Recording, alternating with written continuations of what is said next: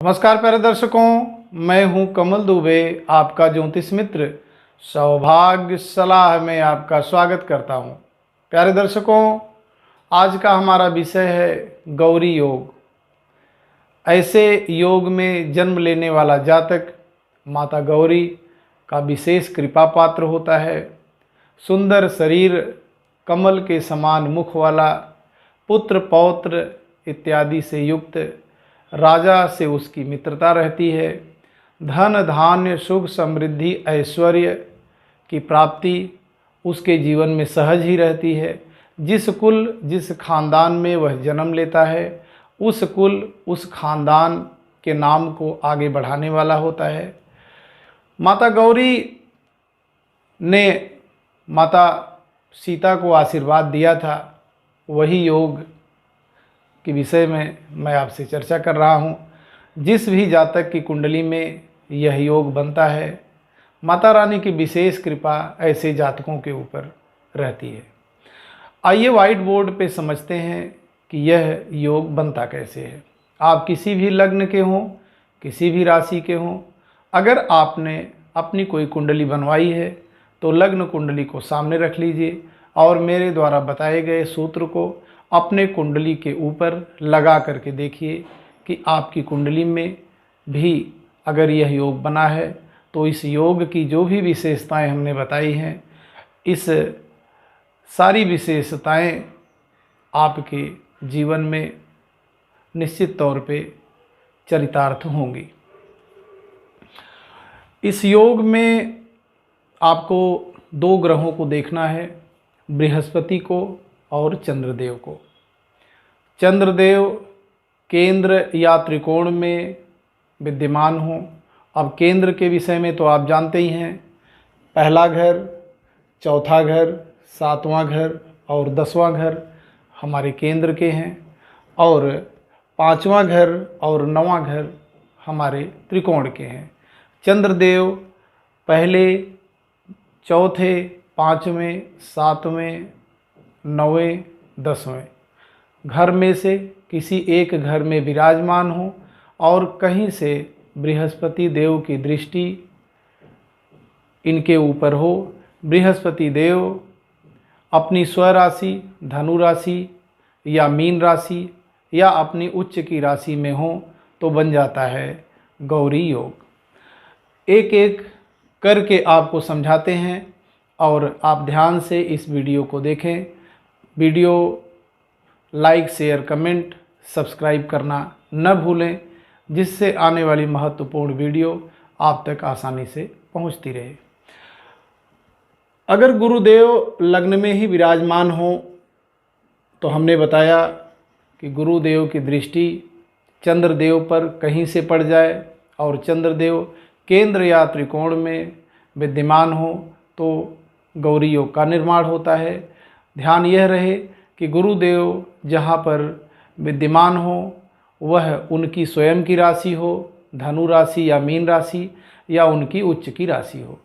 गुरुदेव पहले घर में 9 नंबर की राशि या 12 नंबर की राशि या 4 नंबर की राशि पे विद्यमान हो और चंद्रदेव उस जातक की कुंडली में 5वें घर में, 7वें घर में या 9वें घर में विद्यमान होते हैं तो बन जाता है गौरी योग।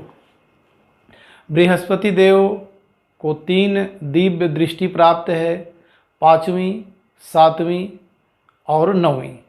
बृहस्पति देव जहाँ भी विराजमान होते हैं वहाँ से 3 घर को देखते हैं, 5वें घर को, 7वें घर को और 9वें घर को।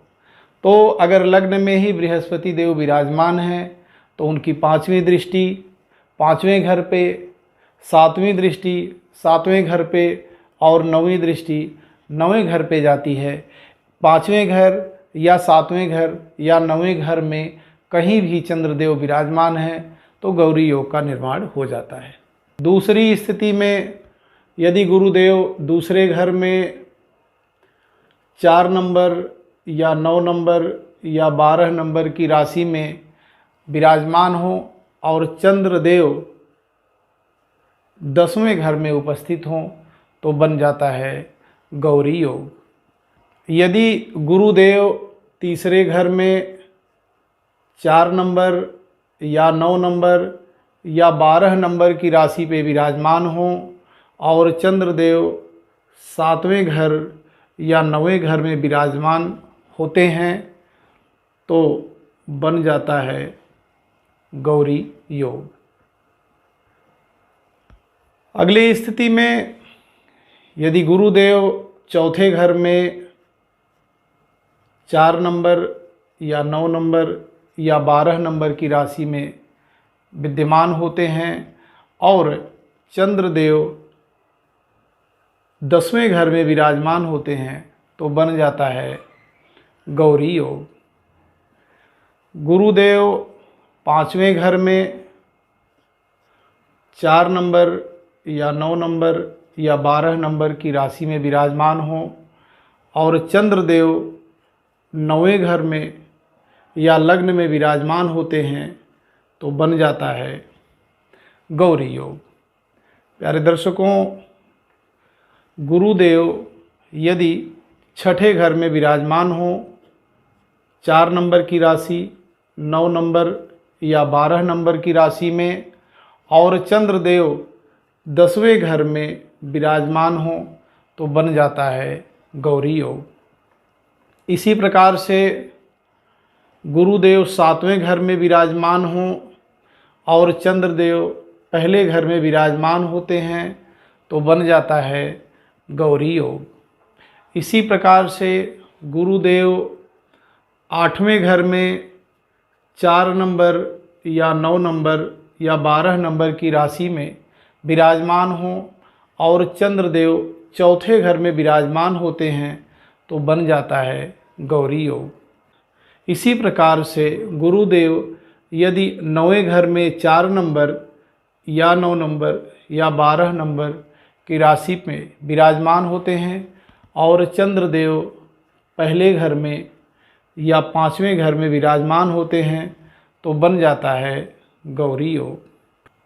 गुरुदेव यदि 10वें घर में 4 नंबर की राशि या 9 नंबर की राशि या 12 नंबर की राशि में विराजमान हो और चंद्रदेव चौथे घर में विराजमान होते हैं तो बन जाता है गौरी योग। इसी प्रकार से बृहस्पति देव 11वें घर में 4 नंबर की राशि या 9 नंबर की राशि या 12 नंबर की राशि में विद्यमान हों और चंद्रदेव 5वें घर में या 7वें घर में विराजमान होते हैं तो बन जाता है गौरी योग।